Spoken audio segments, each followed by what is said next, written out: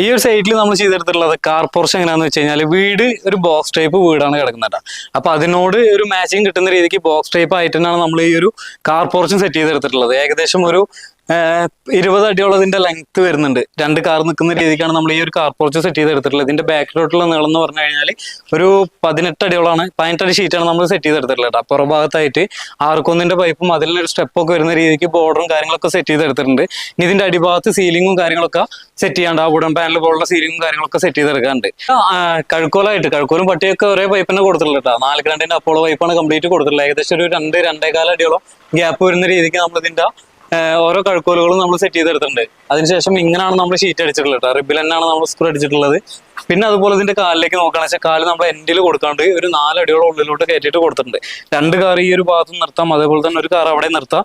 വേറൊരു വണ്ടി കൂടി വരികയാണെന്ന് വെച്ചാൽ ഇതിലേക്ക് നിർത്താം. ഒരു 4-5 വണ്ടി സുഖമായിട്ട് നമുക്ക് ഈ ഒരു ഏരിയ